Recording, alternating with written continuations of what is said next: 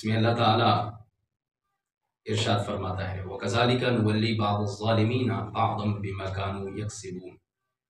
اللہ فرماتا ہے کہ اسی طرح ہم ظالموں پر ظالموں کو مسلط کرتے ہیں۔ اس آیت کریمہ کے اندر یہ ہمیں پتہ چلتا ہے، اس بات سے سبق یہ ملتا ہے کہ جو لوگ ایک دوسرے پر ظلم کرتے ہیں تو ان کے اوپر کوئی نہ کوئی ظلم کرنے والا ضرور اللہ تعالیٰ اس کا بدلہ لینے کے لیے کوئی اللہ پیدا کر دیتا ہے، ایسا ظالم بندہ جو اس پر ظلم کرے۔ لہذا پتہ یہ چلا کہ اگر ہم ظلم نہ کریں تو ہم پر کوئی ظلم کرنے نہیں آئے گا۔ اگر ہم رحم کریں، ہم اچھا کریں، ہم بہتر کریں تو یقیناً ہمارے اوپر جو ہمارا افسر ہوگا، ہمارے اوپر جو ہمارا کوئی لیڈر ہوگا، ہمارا کوئی حکمران ہوگا تو یقینی طور پر وہ بھی ہم پر رحم کرنے والا ہوگا۔ قرآن کریم برہان رشید کے اندر اسی آیت سے یہ بھی پتہ چلتا ہے کہ اگر عوام ہماری ٹھیک ہو، اگر ہم درست ہو جائیں، ہم ملاوٹ کرنے سے باز آ جائیں، ہم دھوکہ دہی سے باز آ جائیں، ہم جھوٹ بولنے سے باز آ جائیں تو یقیناً ہمارے اوپر حکمران ٹھیک ہو سکتے ہیں۔ شعب الایمان کے اندر حدیث پاک موجود ہے، حدیث نمبر 7388 ہے کہ حضرت موسیٰ علیہ السلام کی بارگاہ میں ایک بنی اسرائیل کا وفد خدمت حاضر ہوا۔ اس نے آ کر عرض کی، اے اللہ کے نبی، ہمیں کیسے پتہ چلے گا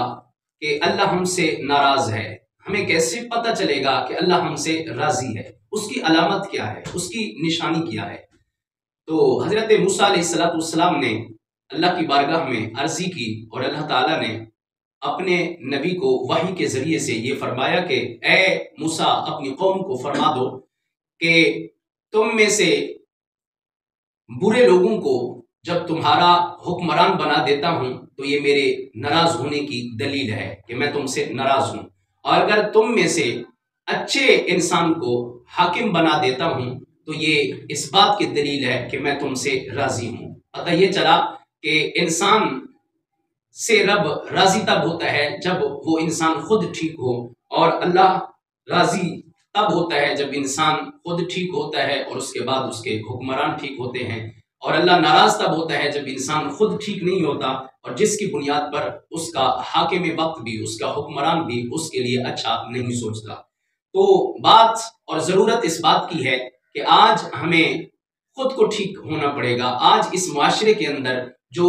لادینیت کا تصور دیا جا رہا ہے، اس معاشرے کے اندر جو دین سے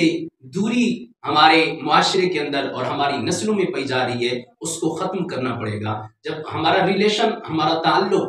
دین کے ساتھ جڑ جائے گا، جب ہماری محبتیں، ہمارا پیار اللہ کے رسول صلی اللہ علیہ وسلم کی سیرت طیبہ کے ساتھ ہو جائے گا تو پھر وہ وقت دور نہیں ہے کہ ہمارے لیے اللہ حاکم وقت بھی ایسا لائے گا جو اللہ کے رسول کے فرامین کا بھی پابند ہوگا اور اللہ کے کلام کا بھی پابند ہوگا، جو اللہ کے عشق اور رسول اللہ کے عشق میں وہ مچلتا ہوگا، ایسا حکمران عطا کرے گا۔ لیکن اس سے پہلے شرط یہی ہے کہ ہم نے خود ہی کے اندر، اپنے کے اندر، من کے اندر ڈوب کر یہ پرکھنا ہے کہ ہم کتنے پانی میں ہیں، ہم کس مقام پر کھڑے ہیں، ہم دین کے ساتھ کتنے مخلص ہیں، ہم اللہ کے رسول کی سیرت کے ساتھ کتنے مخلص ہیں، اس پر کتنا عمل کرتے ہیں، ہمارے شادیاں اللہ کے رسول کے حکم کے مطابق ہوتی ہیں یا نہیں ہوتی، ہماری رسومات کہیں دین کے ساتھ ٹکرا تو نہیں رہی، ہماری ایکٹیویٹیز کہیں دین کے ساتھ ٹکرا تو نہیں رہی۔ اگر دین کے ساتھ ٹکراتی ہیں تو سمجھ لیں پھر اللہ ہم سے بدلہ لینے کے لیے ہمارے اوپر ایک ایسا ظالم حکمران مسلط کرے گا جو ہماری نہیں سنے گا، ہم پر